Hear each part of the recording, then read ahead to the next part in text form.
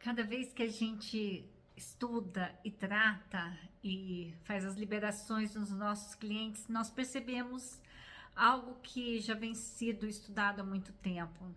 E eu digo assim, o arroz com feijão, a base, a compreensão do ser humano é muito importante.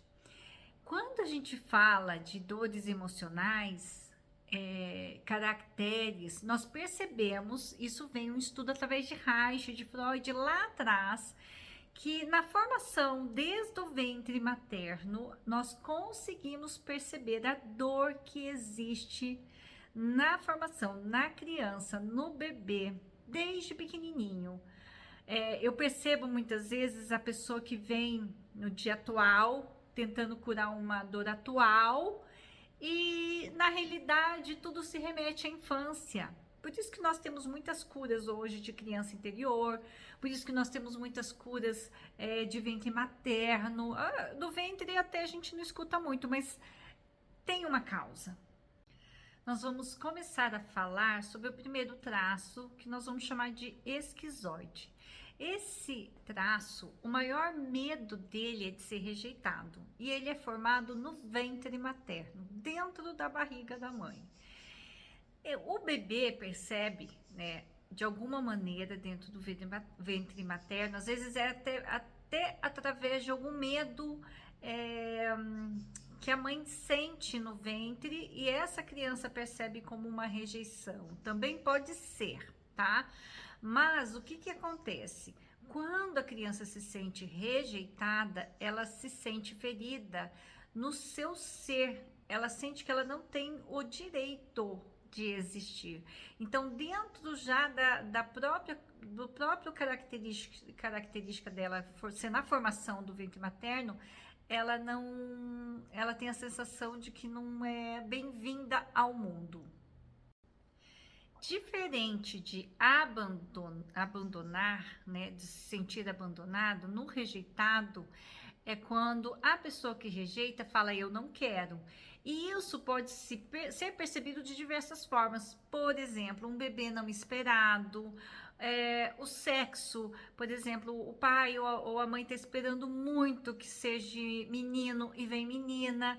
Tudo são percepções que são passadas para o ventre materno. Por isso que nós precisamos olhar nas curas até o ventre materno. Tem pessoas que não acreditam, mas para nós que trabalhamos com hipnose, nós que trabalhamos com inconsciente, a gente percebe o quanto o bebê sente as emoções dentro do ventre materno. Alguns mesmos trazem as lealdades desse ventre materno. E ela percebe muita coisa.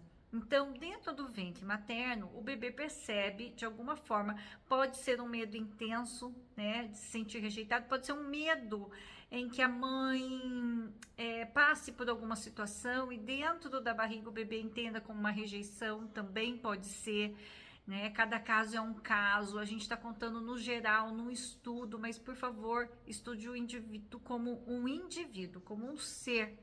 Então, dentro do ventre, às vezes, esse bebê tá escondidinho, ele não faz barulho, ele não tem permissão, entende? Ele é um bebê que você acha que ele nem tá lá, de tão quietinho que ele fica, pelo medo da rejeição. E como você percebe que você tem um traço de esquizoide? Você vai ver no corpo dessa pessoa. Ele é magrinho, a cabeça é maior, é tudo meio desconectado. Você parece que são partes encaixadas. Você vai perceber muita magreza, tá? E tudo isso porque ele não quer ser visto, ele quer sumir. Essas pessoas geralmente tentam passar desapercebidas, invisíveis. Quando você olha para o esquizoide, você olha no olho e você vê um vazio. Você vê o olho meio vago, perdido. Só que em contrapartida, eles são extremamente criativos, porque eles desconectam desse mundo e querem viver um mundo paralelo. Então eles criam muita coisa, eles são, se a gente der permissão, eles se tornam um gênio da criatividade, porque eles criam coisas novas, ideias novas, tudo novo, coisas que a gente não conseguiria criar se a gente não tivesse um pouco do traço de esquizoide. Ele vive num mundo paralelo só dele. Esse traço tende a ser um pouco frio, porque ele não sente. É como se ele colocasse uma proteção em volta dele. Ele não gosta de toques, ele gosta de isolamento e ele se sente confortável se isolando. Até porque se ele se expor demais, ele tende a querer fugir. Talvez ele não saiba lidar com aquilo. Então a gente já entende que ele tem um mecanismo de defesa e de proteção de fuga. Ele quer fugir de tudo. Ele não consegue, por exemplo, como ele gosta de fugir, ele não tem muita habilidade para resoluções de problema. Ele precisa de alguém para solucionar o problema dele. Nós também temos que perceber as pistas do inconsciente. Então, muito do que ele vai falar. Ele vai falar muitas palavras de anulação, se fazendo nulo. Então, sou inútil, sou imprestável. Talvez porque ele também tenha escutado isso na infância. Quero sumir. Coisas nesse sentido. Então a fala dele também é muito importante, porque ele vai estar dando dicas para você o tempo inteirinho. Quero ser invisível. E essas pessoas, elas tendem a se esconder de todas as formas. Elas não querem ser vistas. Ser vista incomoda demais, até porque ela não tem, como se não tivesse a permissão de estar ali existindo. A dor dela é muito profunda, a dor dela é do ser, uma dor mais internalizada, uma dor mais profunda de alma, não que as outras não sejam, sabe? Então essa pessoa, ela tende a não ser muito emotiva, ela chega até a ser um pouco fria. Então, esse traço de esquizoide, o sentimento de rejeição, ele faz com que essa pessoa tenha alguns traços de características bem nítido. Então, elas são magrinhas, o olhar, como já foi falado, é desconecto, um vazio. Ela tem uma cabeça maior que o corpo. Essa cabeça grande é porque ele tem um senso de imaginação, criatividade, novas ideias fantástica. Ela trabalha, por exemplo, se você colocar uma pessoa nessa característica num marketing de criação, onde ele cria propaganda, onde ele usa a imaginação, é fantástico. Uma pessoa que tem os traços de esquizoidia muito grande é o Mark Zuckerman. Ele tem a cabeça maior. O corpo dessa pessoa é todo desconecto. Você vê que ela parece que foi tudo encaixado. Se você perguntar, né, pergunta você para o corpo, conecta corpo, mente e alma. E você vai perceber que às vezes você mesma ou a pessoa vai falar: tô me sentindo desconectada, eu me sinto desconectada da cintura para baixo, me desconecto daqui, porque ele não quer olhar para aquilo, para aquela situação. E o que acontece? Ele cria muito, mas ele não tem poder de execução. Geralmente pessoas assim, quando você tem no seu ambiente de trabalho, isso é interessante, porque a gente fala muito do individual, mas olha essa pessoa no mercado de trabalho. A pessoa é colocada num setor de vendas. Ai, ela nem entra, né, para conversar, que ela não quer ser vista, já lida com aquela frustração antes, ela nem vai, nem vai. Mas vamos supor que, sei lá, alguém tem a ideia de colocar um esquizoide em vendas. Não vai funcionar. Né? Ele não quer existir, ele tem que lidar com todo aquele processo interno dele. Cada traço tem uma porcentagem, então a gente precisa fazer uma avaliação. Se você tiver uma esquizoidia leve, ele consegue, mas se for muito alta, não tem como. Ele é isolado, ele é quieto, ele gosta de ficar na caverna, ele vive no mundo paralelo, criativo, aquela criança que cria, tá brincando sozinha, ela tá lá quietinha, brincando sozinha. São essas crianças. E a gente vai perceber a atitude, elas mais magrinhas. Para você ter ideia, ela rejeita até comida, ela come pouco. Ela come pouco porque ela se sente rejeitada e o próprio organismo vai rejeitando o alimento. Então, ela, além de comer pouco, ela pode ter muita diarreia também, por rejeitar os alimentos. Ela também tem processos alérgicos. A alergia é como se fosse assim: eu rejeito. Eu estou rejeitando um abraço, eu rejeito você chegar perto, né? Porque você também pode me rejeitar. Então, patologia como alergias também entram aqui, de pele, né, principalmente. Claro que dentro de uma patologia a gente tem N fatores, N camadas, mas isso pode ser que exista. Então, para a gente entender que quanto mais a gente estuda as pessoas, mais a gente entende o porquê dela ser daquele jeito, os comportamentos, as feridas e as dores. Algumas literaturas falam que quando é homem, a rejeição é pelo genitor homem, então é pelo pai. Quando a menina, ela sente a rejeição pela mãe. Detalhe que daí a gente entra numa cadeia, tá? Por quê? Geralmente, o pai que rejeita o filho, ele foi rejeitado pelo próprio pai. Então, vamos supor que isso tá vindo lá de trás, né? Uma criança que tem 5, 6, hoje 5, 6 filhos, mas na época tinha 10, 12, 7, sei lá quantos filhos a pessoa tinha. O último praticamente devia sentir essa rejeição. É muito difícil, eu acho que o pai olhar para o último filho depois de 12, né?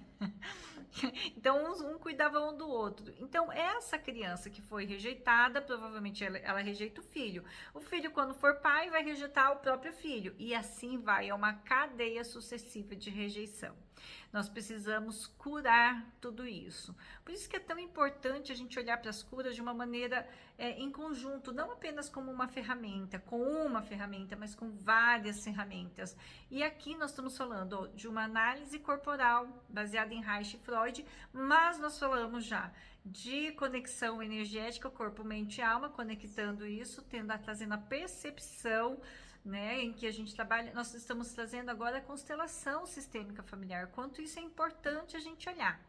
Uma criança que ela é rejeitada, ela tende a se isolar completamente, é uma pessoa mais fechada, ela é uma pessoa difícil de acessar. Você vai ver o quanto é difícil acessar essas pessoas que são esquizoides. A pessoa que se sente rejeitada por um dos genitores, pai ou mãe, ela sempre busca esse amor, né? O amor de quem rejeita. É o que a gente fala muito do amor e do ódio. Eu vou falar um pouco mais sobre isso porque é muito interessante quando a gente descobre dentro do inconsciente o que nos mantém ligados a essas emoções também. Então ele está sempre em busca e ele, por medo de ser rejeitado, ele rejeita primeiro. Esse traço também, quando criança, ele tende a se amadurecer mais rapidamente para fugir do sentimento de rejeição. Por isso que às vezes a criança, esse adulto torna-se com o aspecto de maduro, mas o corpo não, o corpo de uma criança pequeno, sem desenvolvimento de seio, bumbum ou o tronco do masculino mais miudinho. E tem uma coisa também, como eles tendem a tentar a ser perfeito no ser, né, em ser, como ele não é, quer dizer, como ele entende que ele não é perfeito no ser, ele tenta ser perfeito no fazer, mas como ele é lento, ele é demorado, né, ele tende a ter dificuldade. Mas uma coisa é que ele também tenta ser perfeito intelectualmente, porque ele é altamente intelectual, e isso pode ser que traga uma certa arrogância. Você vai perceber pessoas assim, que eles desenvolveram um racional, porque eles têm um racional muito grande, e se potencializaram em ser perfeito intelectualmente. Eles são altamente inteligentes. Não esqueçam que eu acabei de falar sobre inacessível, tá? Porque eles se tornam extremamente inteligentes, se tornam às vezes até arrogante, e eu rejeito antes de ser rejeitado. É extremamente difícil às vezes lidar com pessoas nessa característica, porque você quase não tem abertura. E aqui a gente fala sobre o tratamento, sobre um tratamento sobre rejeição, tá? Até porque, vamos falar o seguinte, essa pessoa arruma mecanismos de defesa, como é fuga, e por não merecer, né, por não estar aqui sendo merecedor de existir, ele acha que ele não deveria estar aqui, ele deixa escapar todas as oportunidades da vida. É aquela pessoa que tem oportunidade, mas deixa escapar. Chega sempre na porta e perde, porque ela não sente esse merecimento, ele deixa escapar tudo nas suas mãos, né? E até a gente fala que é a máscara do escapista em algumas literaturas. Como que a gente trataria isso? Desde o ventre materno. Você começa lá no ventre materno, vai fazendo a limpeza do ventre materno e depois ela tem que olhar para o genitor, porque muitas vezes ela sente uma raiva profunda. Geralmente, talvez esse pai ou essa mãe não convive ou deixou para outro criar, avó, avô e etc. E por amor ao pai, ela não tem permissão de sentir raiva e ódio, mas ela tem que trabalhar exatamente isso. Ela tem que trabalhar exatamente a liberação dessa raiva e desse ódio. O que a gente escuta e fala muito, principalmente na constelação, né? Que, por exemplo, a gente tem pais que não foram bons pais e não são bons pais. A criança ou adulto precisa conviver com esse pai? Não. Mas ela tem que trazer o auto perdão para ela e trabalhar todo esse sentimento. Então, assim, ó, eu reconheço que eu tenho raiva, descarrego essa raiva e depois eu ressignifico de uma forma grandiosa. Agradeço meu pai pelo que ele me deu, pela vida, que é é o maior presente que ele pode dar para qualquer ser humano, pai ou mãe. Então a gente agradece por isso. Não é fácil, mas as curas elas começam por aí.